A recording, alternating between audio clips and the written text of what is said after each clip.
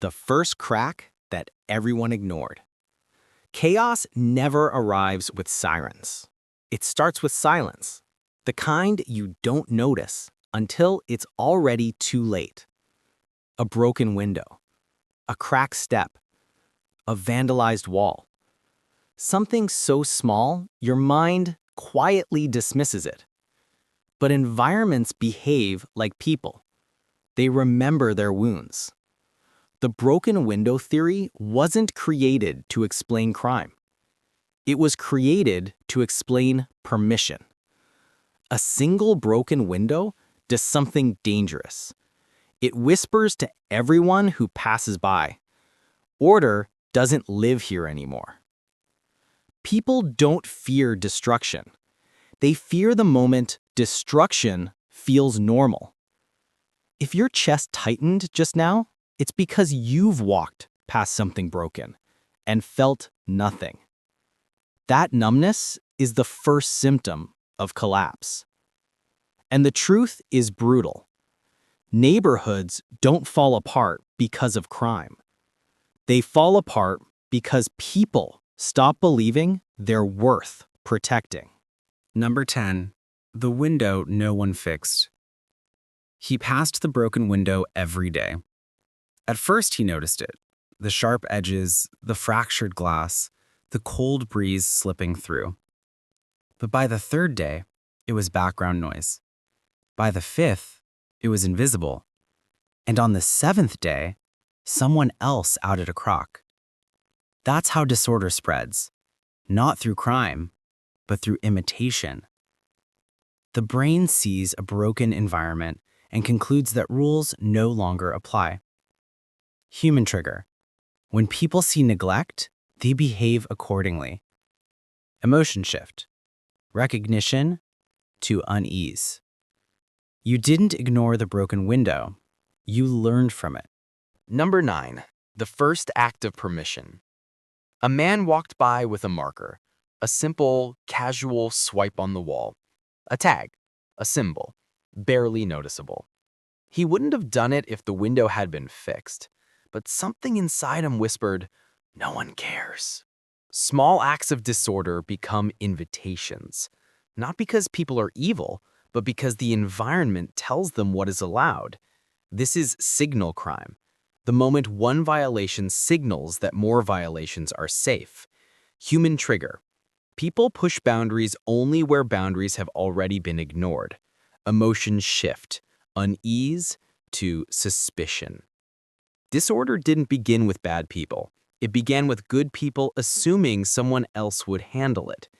Number 8. The decline no one feels at first. Decay rarely announces itself. It creeps. One piece of trash on the sidewalk becomes 3. Graffiti multiplies. A mailbox breaks. A streetlight flickers. A fence rusts. Nothing catastrophic, nothing dramatic, just a slow, steady erosion of expectation. People stop greeting neighbors, stop sweeping porches, stop reporting small issues, stop believing anything will change. Apathy is contagious, and a neglected environment teaches people to neglect themselves. Human trigger. When the world around you breaks, you stop fixing the parts of yourself that break too. Emotion shift. Suspicion to anxiety. You don't notice decline, you adjust to it.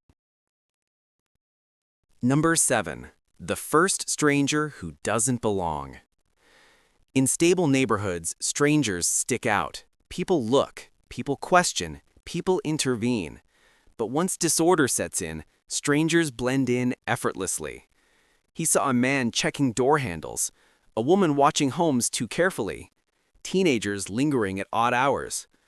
He felt something was wrong, but instead of speaking, he lowered his gaze, because the environment had already taught him its most dangerous lesson. This is normal now. Human trigger. People are less likely to intervene when they believe the environment is already lost. Emotion shift. Anxiety to resignation. You didn't stay silent because you were scared. You stayed silent because the neighborhood told you to. Number 6. The fear people stop admitting. Fear doesn't appear as panic. It appears as distance. Fewer evening walks, more locked doors, curtains closed earlier, conversations shorter, caution sharper.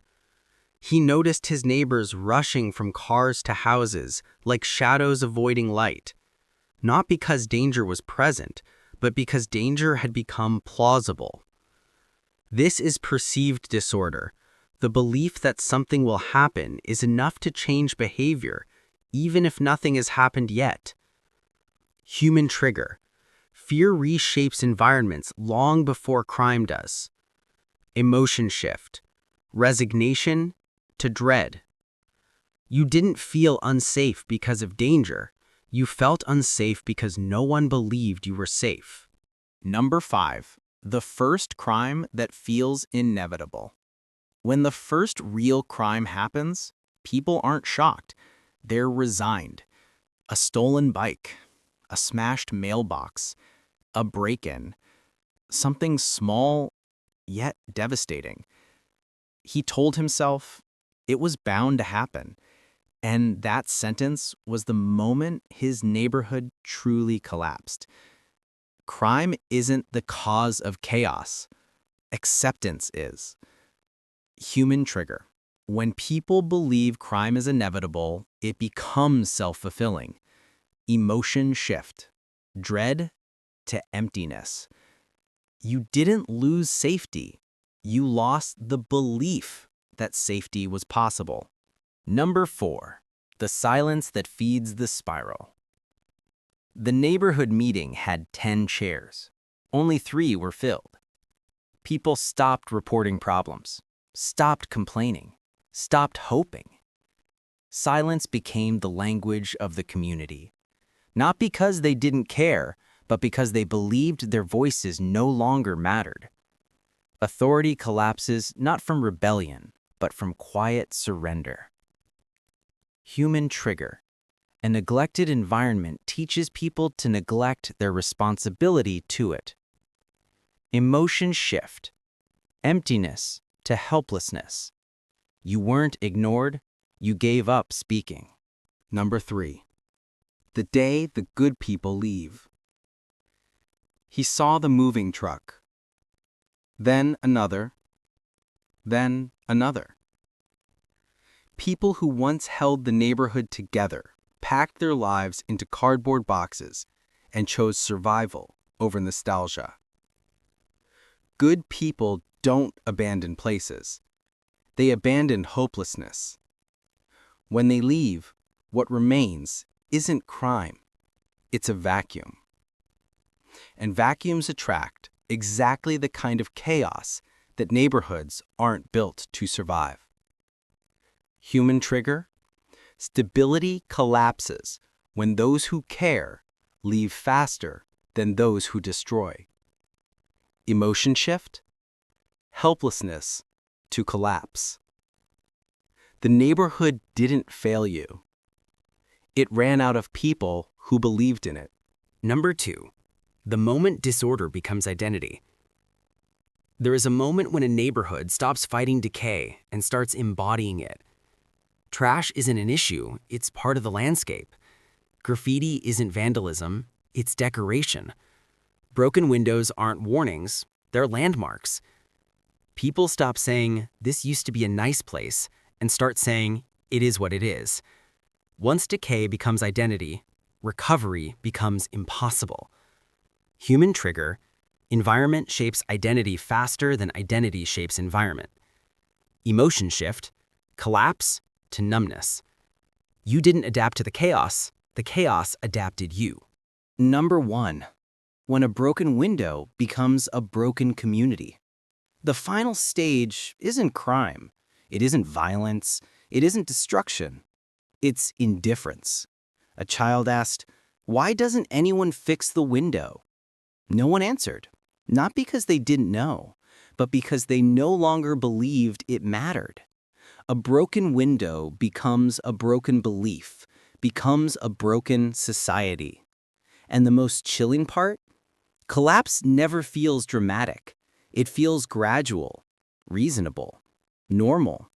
Until one day you realize the place you live has become the place you fear. Human trigger? Communities die not from violence, but from neglect. Emotion shift? Numbness to awakening. You didn't lose the neighborhood. You watched it unlearn how to be one. The window you walked past today. Somewhere near you, there's a broken window. Not literal glass, but a symbol. A small act of disorder you walked past without thinking. A crack in your workplace. A rule no one enforces. A problem everyone sees, but no one claims. Broken window theory isn't about crime. It's about responsibility. The moment people stop believing the environment is worth protecting, the environment stops protecting them back. If your breath tightened, if a place came to mind, if a memory surfaced, that was your window. Your warning. Your first step into chaos, or your first step away from it. Neighborhoods don't fall apart because of villains. They fall apart because ordinary people decide silence is easier than action. If you're still here, still thinking, still feeling, fix one window and watch how the world around you remembers how to hold itself together.